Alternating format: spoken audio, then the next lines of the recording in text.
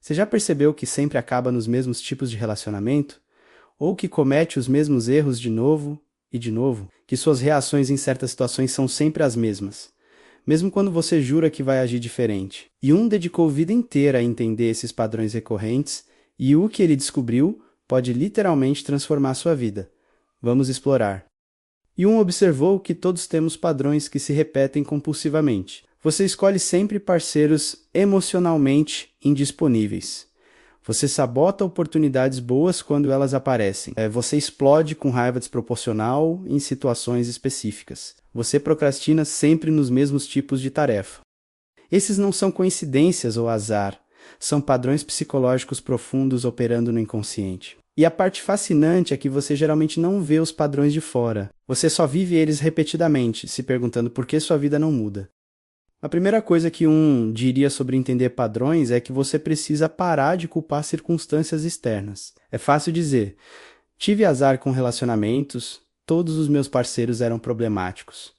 Ou meus chefes sempre foram injustos. Ou as coisas simplesmente nunca dão certo para mim. Mas perguntaria, qual é o denominador comum em todas essas situações? Esse padrão se repete em múltiplos contextos com pessoas diferentes? O problema não são as outras pessoas ou circunstâncias. É algo em você que atrai, cria ou perpetua aquele padrão.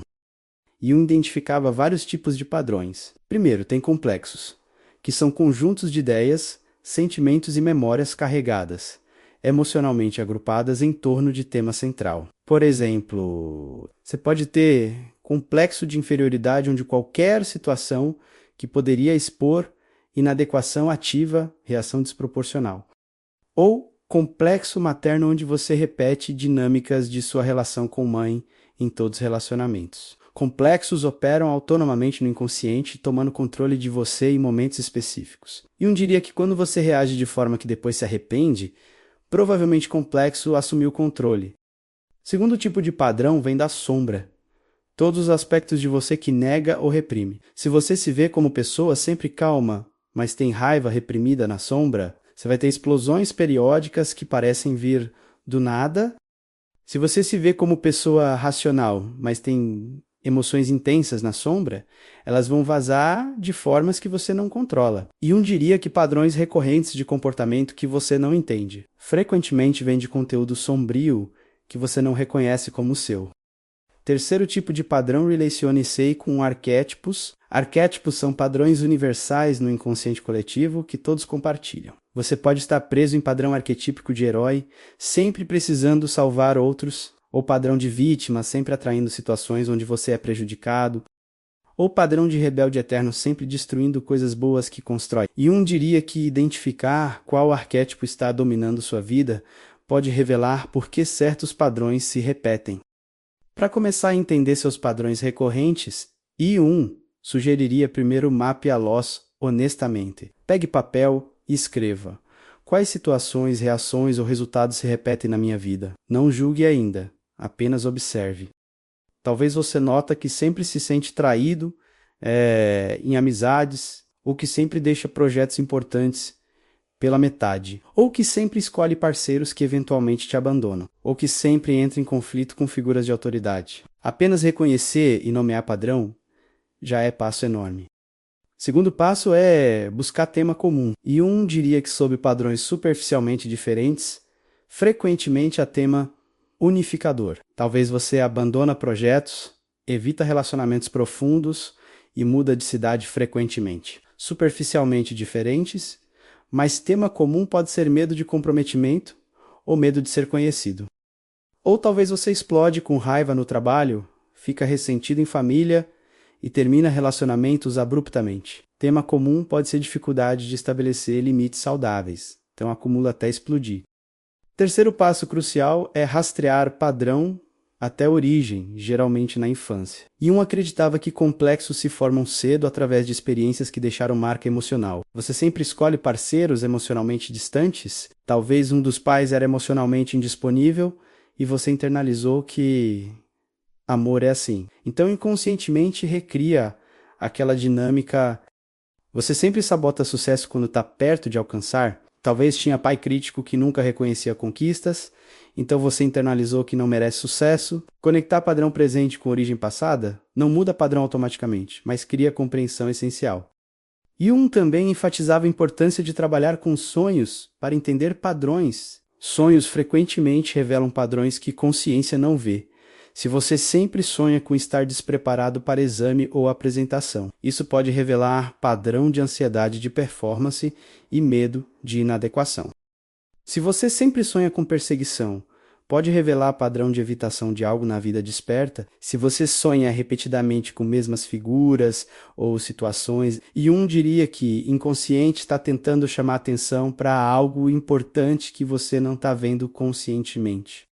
Outro método junguiano é a atenção à projeção. Jung observou que frequentemente projetamos aspectos não reconhecidos de nós mesmos em outros. Se você constantemente vê certa característica negativa nos outros, raiva, egoísmo, covardia, Jung perguntaria: será que você tem esse aspecto que não reconhece?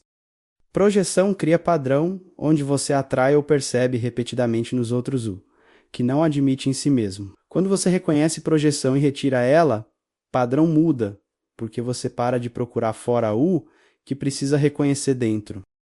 Jung também via a importância de notar gatilhos emocionais. Situações que desproporcionalmente te afetam apontam para complexos.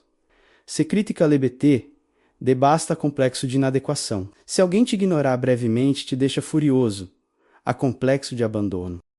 Se a autoridade te dá ordem, te deixa rebelde instantaneamente. Há complexo com figuras de poder. Esses gatilhos não são sobre situação presente, são sobre feridas antigas sendo tocadas. Reconhecer isso permite responder à situação real em vez de reagir ao complexo.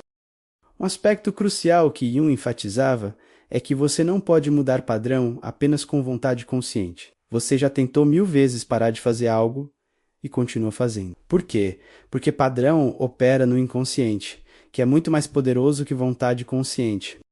Você precisa tornar inconsciente consciente, trazer padrão para a luz, entender sua função e origem. Só então ele perde poder automático sobre você. Jung também diria que padrões geralmente têm função protetora, mesmo quando são destrutivos. Você evita intimidade? Protege você de vulnerabilidade de ser conhecido.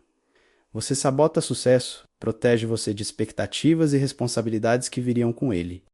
Você explode com raiva, protege você de ter que estabelecer limites verbalmente. O padrão está tentando te proteger de algo que em algum momento foi genuinamente ameaçador. Reconhecer função do padrão cria compaixão por si mesmo e permite buscar formas mais saudáveis de satisfazer aquela necessidade.